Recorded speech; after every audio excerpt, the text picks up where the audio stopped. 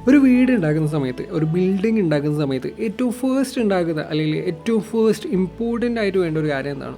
ഒരു ഫൗണ്ടേഷൻ ആണല്ലേ. ആ ഒരു ഫൗണ്ടേഷൻ സ്ട്രോങ് അല്ല എങ്കിൽ ആ വീട് അല്ലെങ്കിൽ ആ ഒരു ബിൽഡിങ് പെട്ടെന്ന് ഇടിഞ്ഞ് പൊളിഞ്ഞ് വീഴാനുള്ള ചാൻസ് ഭയങ്കര കൂടുതലാണ്. അല്ലെങ്കിൽ അധികം കാലം അത് നിൽക്കില്ല എന്നുള്ളത്, ഒരു ഫൗണ്ടേഷൻ ഇല്ല എങ്കിൽ. പറഞ്ഞു വന്നത് ഒരു ഫൗണ്ടേഷൻ ഉണ്ടാക്കാനുള്ള സിമെൻറ്റ് പരസ്യമോ കാര്യമൊന്നുമല്ല. ഒരു റിലേഷൻഷിപ്പിൽ ഏറ്റവും അത്യാവശ്യമായിട്ട് വേണ്ട കാര്യം, ഒരു റിലേഷൻഷിപ്പിൻ്റെ ഫൗണ്ടേഷൻ എന്ന് പറയുന്ന ഒരു കാര്യം, യെസ്, ട്രസ്റ്റിനെ കുറിച്ചിട്ടാണ്. ഹായ് ഹലോ എല്ലാവർക്കും നമസ്കാരമുണ്ട്. സ്റ്റോറീസ് വിത്ത് അക്ഷയിൽ കൂടെയുള്ള അക്ഷയ് പ്രകാശാണ്. അപ്പോൾ ഇന്ന് നമ്മൾ സംസാരിക്കാനായിട്ട് പോകുന്നതെന്ന് വെച്ച് കഴിഞ്ഞാൽ ട്രസ്റ്റ് ഇഷ്യൂസിനെ കുറിച്ചിട്ടാണ്. യെസ്, ട്രസ്റ്റ് ഇഷ്യൂസ് എന്ത് കൈൻഡ് ഓഫ് റിലേഷൻഷിപ്പ് ആണെങ്കിലും ഈ പറഞ്ഞ ട്രസ്റ്റ് ഇഷ്യൂസ് ഉണ്ടാവാനുള്ള സാധ്യത വളരെ കൂടുതലാണെന്നുള്ളതാണ്. ഇഷ്യൂസ് എന്നല്ല, ട്രസ്റ്റ് എന്ന് പറയുന്ന സംഭവം ഉണ്ടാവുക അല്ലെങ്കിൽ അത് ഫീൽ ചെയ്യുക എന്നുള്ളത് ഭയങ്കര ഇമ്പോർട്ടൻ്റ് ആയിട്ടുള്ളൊരു കാര്യമാണല്ലോ. ഇന്ന് പല റിലേഷൻഷിപ്പും ഇല്ലാണ്ടാവാനുള്ള മെയിൻ റീസണാണ് ഈ ഒരു ട്രസ്റ്റ് എന്ന് പറയുന്നത്, അല്ലെങ്കിൽ ട്രസ്റ്റ് ഇഷ്യൂസ് ഉണ്ടാവുക എന്ന് പറയുന്നത്. അതുപോലെ തന്നെ പുതിയൊരു റിലേഷൻഷിപ്പ് ഉണ്ടാവാതെ വരുന്നതിനുള്ള റീസൺ കൂടിയാണ് ഇത് എന്നുള്ളത്, ഈ ഒരു ട്രസ്റ്റ് ഇഷ്യൂസ് എന്നുള്ളത്. ആസ് എ റിലേഷൻഷിപ്പ് പോഡ്കാസ്റ്റ് ഞാൻ ഒരുപാട് സ്റ്റോറീസ് കേൾക്കാറുണ്ട്. ആൻഡ് ചില ആൾക്കാർ പറഞ്ഞു വരുന്ന കാര്യമാണ് ഈ ഒരു ട്രസ്റ്റ് ഇഷ്യൂസ് എന്ന് പറയുന്നത്. അത് ഈ പറയുന്ന റിലേഷൻഷിപ്പിൽ രണ്ടാൾക്കാർ തമ്മിലുള്ള ആ ഒരു ഇഷ്യൂസ് കൊണ്ട് മാത്രമല്ല, ആ ഒരു ട്രസ്റ്റ് ഇഷ്യൂസ് മാത്രമല്ല, ഈ ഒരു റിലേഷൻഷിപ്പൊക്കെ കഴിഞ്ഞിട്ട് ഒരു ബ്രേക്കപ്പ് ഒക്കെ കഴിഞ്ഞിട്ട് വീണ്ടും ഒരു റിലേഷൻഷിപ്പ് ഉണ്ടാകുന്ന സമയത്താണ് ഈ ഒരു പ്രശ്നങ്ങൾ കൂടുതലായിട്ട് വരുന്നേ എന്നുള്ളത്. അവൻ അല്ലെങ്കിൽ അവൾ ട്രസ്റ്റ് വർത്തി ആണോ, അല്ലെങ്കിൽ പഴയ ആളെന്നെ ഒഴിവാക്കിയ പോലെ ഇവരും അങ്ങനെ തന്നെ ചെയ്യുമോ, ഇങ്ങനെ തുടങ്ങി ഒരുപാട് ടെൻഷൻസ് കാര്യങ്ങളൊക്കെ വരാനായിട്ട് തുടങ്ങുന്നുള്ളത്. അല്ല, കുറച്ച് നേരമായല്ലോ ഈ ട്രസ്റ്റ് ഇഷ്യൂസ് അല്ലെങ്കിൽ ട്രസ്റ്റ് എന്നൊക്കെ പറഞ്ഞുകൊണ്ടിരിക്കുന്നത്. എന്താണ് ഈ പറഞ്ഞ ട്രസ്റ്റ്? യെസ്, ട്രസ്റ്റ് എന്ന് പറഞ്ഞു കഴിഞ്ഞാൽ വിശ്വാസം അല്ലേ. ഒരാളുടെ അടുത്ത് സംസാരിക്കുന്ന സമയത്ത്, ഒരാളുടെ അടുത്ത് ഇരിക്കുന്ന സമയത്ത് അവരുമായിട്ട് ഫീൽ ചെയ്യുന്ന ആ ഒരു സേഫ്റ്റി, ആ ഒരു കംഫർട്ടബിലിറ്റി, നിങ്ങൾ അവരുടെ ഫ്രണ്ടിൽ വൾണറബിൾ ആവേണ്ടതിൻ്റെ ആവശ്യം, അവരുടെ മുന്നിൽ അത്രയും ഓക്കെ ആയിട്ട് ഫീൽ ചെയ്യുമ്പോൾ നമുക്ക് തന്നെ ഉണ്ടാകുന്ന ആ ഒരു സമാധാനം, എന്താ പറയുക, എന്തും തുറന്ന് സംസാരിക്കാനുള്ള ആ ഒരു സ്പേസ്. എന്തുകൊണ്ടാണ് ഒരു റിലേഷൻഷിപ്പിൽ ട്രസ്റ്റ് ഉണ്ടാവണം എന്ന് പറയുന്നത്? ഫസ്റ്റ് തിങ് എന്ന് പറയുന്നത് ഇറ്റ് പ്രൊമോട്ട്സ് പോസിറ്റിവിറ്റി. നിങ്ങൾ അവരുമായിട്ട് ഓപ്പണായി സംസാരിക്കാനായിട്ട് അത് ഭയങ്കരമായിട്ട് ഹെൽപ്പ് ചെയ്യുന്നു എന്നുള്ളത്. നിങ്ങളുടെ അവരുടെ ഷോർട്ട് കമ്മിങ്സ് അല്ലെങ്കിൽ നിങ്ങളെ ഇറിറ്റേറ്റ് ചെയ്യുന്ന കാര്യങ്ങൾ നിങ്ങൾ ഓവർ റിയാക്ട് ചെയ്യേണ്ടി വരുന്നില്ല.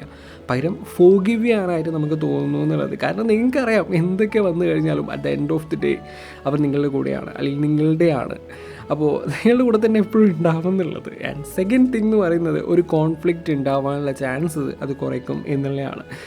നിങ്ങൾക്കിടയിലുള്ള പ്രശ്നങ്ങളെക്കുറിച്ചൊക്കെ സംസാരിക്കും, അതിനൊരു സൊല്യൂഷൻ താനെ ഉണ്ടാക്കും എന്നുള്ളത്. അവർക്കിടയിൽ നിങ്ങൾക്ക് എന്തെങ്കിലും ഡിസപ്പോയിൻറ്റിംഗ് ആയിട്ട് തോന്നിയാൽ നിങ്ങൾക്കിടയിൽ നല്ല കാര്യങ്ങളൊക്കെ ഫോക്കസ് ചെയ്യാനും, അത് ഫോക്കസ് ചെയ്യേണ്ടതെന്നല്ല, അത് സോർട്ട് ചെയ്യാനായിട്ട് നിങ്ങൾ രണ്ടുപേരും ഒരുമിച്ച് കൂടെ നിൽക്കും എന്നുള്ളത്. And of course it increases the closeness. നിങ്ങൾക്ക് നിങ്ങളുടെ കൂടെയുള്ള ആൾക്കാരുടെ അടുത്ത് ഒരു ക്ലോസ്നെസ് ഒക്കെ ഫീൽ ചെയ്യുന്നത് അതെപ്പോഴാണ്? അയാൾ അത്രയും ഓപ്പണായിട്ട് നിങ്ങൾക്ക് തോന്നുമ്പോൾ ആയിരിക്കും അല്ലേ. ആ ഒരു സേഫ് ഫീലിംഗ് വരുമ്പോഴാണ്. അത് നിങ്ങൾക്ക് നിങ്ങളുടെ പാർട്ട്ണറിൽ ഒരു വിശ്വാസം കൊണ്ടാണ്, അവർ നിങ്ങളുടെ കൂടെ ഉണ്ട് എന്നുള്ള ഒരു വിശ്വാസം കൊണ്ട്. അതാണ് ഈ ഒരു ട്രസ്റ്റ് എന്ന് പറയുന്നത്.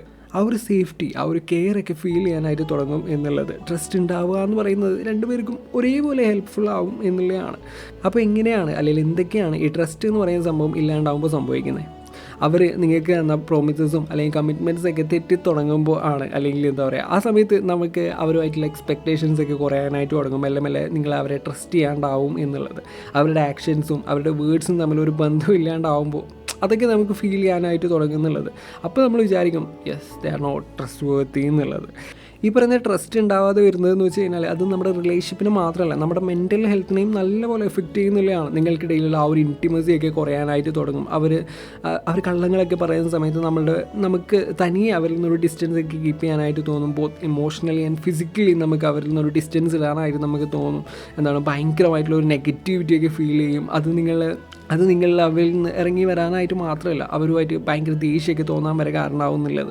ഒരു ഇൻസെക്യൂരിറ്റിയൊക്കെ ഫീൽ ചെയ്യാനായിട്ട് തുടങ്ങുന്നുള്ളത്. നിങ്ങളുടെ പാർട്ട്ണർ പറയുന്ന കാര്യങ്ങളിൽ ഒരു ഡൗട്ടൊക്കെ ഫീൽ ചെയ്യാനായിട്ട് തുടങ്ങും. നിങ്ങൾക്ക് ഡിപ്രസ്ഡ് ആയിട്ട് തോന്നും, ആങ്ഷൈറ്റീസ് ഉണ്ടാവാനായിട്ട് തുടങ്ങും. നിങ്ങൾക്ക് ഇടയ്ക്കിടയ്ക്ക് ഡൗട്ടൊക്കെ വരാനായിട്ട് തുടങ്ങും. നിങ്ങളുടെ പാർട്ട്ണർ പറയുന്നത് സത്യം തന്നെയാണോ എന്നുള്ളതൊക്കെ നിങ്ങളിങ്ങനെ ഡൗട്ടൊക്കെ വരാനായിട്ട് തുടങ്ങുന്നുള്ളത്.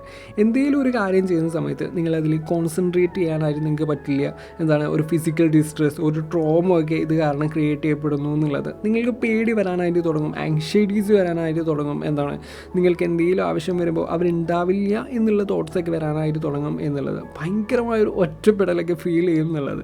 ഈ അടുത്തായിട്ട് എൻ്റെ 2-3 ഫ്രണ്ട്സ് എൻ്റെ അടുത്ത് സെയിം ഇഷ്യൂസൊക്കെ പറഞ്ഞിട്ട് അവരുടെ സ്റ്റോറീസൊക്കെ പറഞ്ഞിട്ട് വന്നിട്ടുണ്ടായിരുന്നു. മെല്ലെ അവനിൽ നിന്ന് അല്ലെങ്കിൽ അവളിൽ നിന്ന് ഒരു ട്രസ്റ്റൊക്കെ ഇങ്ങനെ പോയി തുടങ്ങി. അവർക്ക് വേറെ റിലേഷൻഷിപ്പ് ഉണ്ട്, അതൊന്നും എനിക്ക് സഹിക്കാൻ പറ്റുന്നില്ല, അല്ലെങ്കിൽ വേറെ ഒരു ഫ്രണ്ട് കയറി വന്നു ഇടയ്ക്ക്, അങ്ങനെ ഒന്നും സഹിക്കാൻ പറ്റുന്നില്ല, അറ്റ്ലീസ്റ്റ് എൻ്റെ അടുത്ത് പറഞ്ഞിട്ടുണ്ടെങ്കിൽ ഒരു ക്ലോഷർ തന്നിട്ടുണ്ടെങ്കിൽ കുഴപ്പമില്ല. അല്ലാതെ ഇത് ഞാൻ ഇരിക്കുമ്പോൾ തന്നെ വേറൊരാളായിട്ട് റിലേഷൻഷിപ്പ് ഉണ്ടാവുക എന്ന് പറയുന്നതൊക്കെ അത്ര സഹിക്കാൻ പറ്റുന്ന കാര്യമാണോ എന്നുള്ളതൊക്കെ. Please never do this to your partner. Okay, നിങ്ങൾക്ക് വേണ്ട എങ്കിൽ അത് പറയുക, അല്ലാണ്ട് ഒരു സൈഡിൽ ഒരാളെയും മറ്റേ സൈഡിൽ വേറെ ആളെയും പറ്റിച്ചുകൊണ്ടിരിക്കുക എന്നുള്ളത് അത്ര നല്ല കാര്യമല്ലല്ലോ.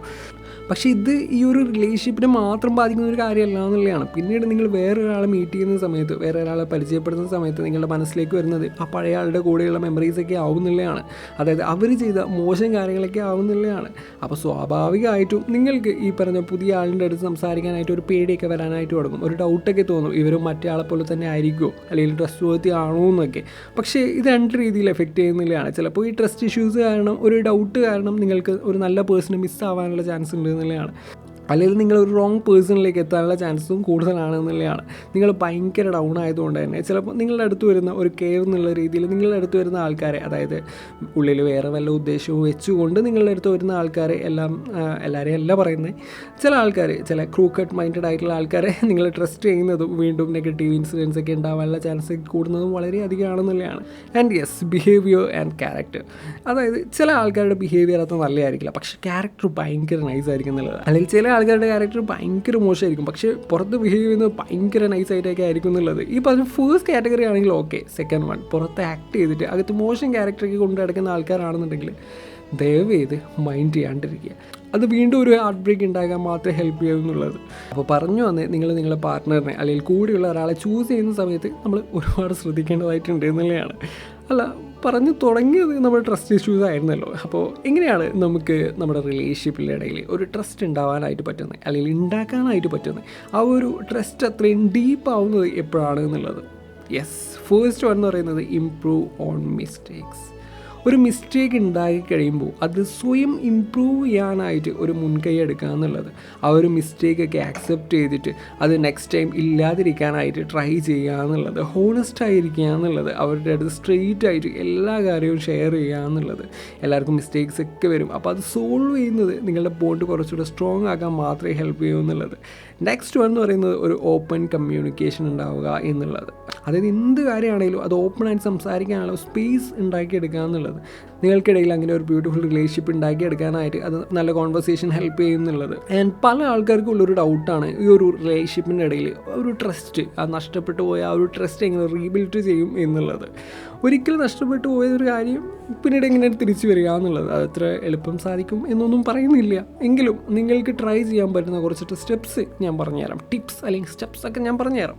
യെസ്, ആ ഒരു റിലേഷൻഷിപ്പ് വീണ്ടും വർക്കൗട്ട് ചെയ്യാനായിട്ട്, അതിനെക്കുറിച്ച് വീണ്ടും സംസാരിക്കാനായിട്ട് നിങ്ങൾ വില്ലിങ് ആയിരിക്കുക എന്നുള്ളത്, നിങ്ങളുടെ മിസ്റ്റേക്സ് ഒക്കെ സംസാരിക്കാനായിട്ട് വില്ലിങ് ആയിരിക്കുക എന്നുള്ളത്, നല്ല നല്ല എക്സ്പീരിയൻസസ്, പോസിറ്റീവ് മെമ്മറീസ് വീണ്ടും നിങ്ങളുടെ ലൈഫിൻ്റെ ഇടയിൽ ഉണ്ടാവുക എന്നുള്ളത്. അങ്ങനെയാണെങ്കിൽ അത് നിങ്ങളെ ഹെൽപ്പ് ചെയ്യും എന്നുള്ളത്. Say what you mean and mean what you say. അതായത് നിങ്ങൾ എന്താണ് ഉദ്ദേശിച്ചതെന്നും ഉദ്ദേശിച്ചത് എന്താണെന്നും അവർക്ക് കറക്റ്റായിട്ട് മനസ്സിലാവുക എന്നുള്ളത്. Be consistent. അത് ഒരു ദിവസത്തേക്കല്ല. If you want this relationship back, നിങ്ങൾ എപ്പോഴും ഈ സെയിം കാര്യം ചെയ്യുക എന്നുള്ളത്, ചെയ്ത മിസ്റ്റേക്സ് അക്സെപ്റ്റ് ചെയ്യുക എന്നുള്ളത്, അല്ലാതെ അതിനുവേണ്ടി വീണ്ടും ഫൈറ്റ്സ് ഉണ്ടാക്കരുത് എന്നുള്ളത്, അതിൻ്റെ റെസ്പോൺസിബിലിറ്റി ഏറ്റെടുക്കുക എന്നുള്ളത്.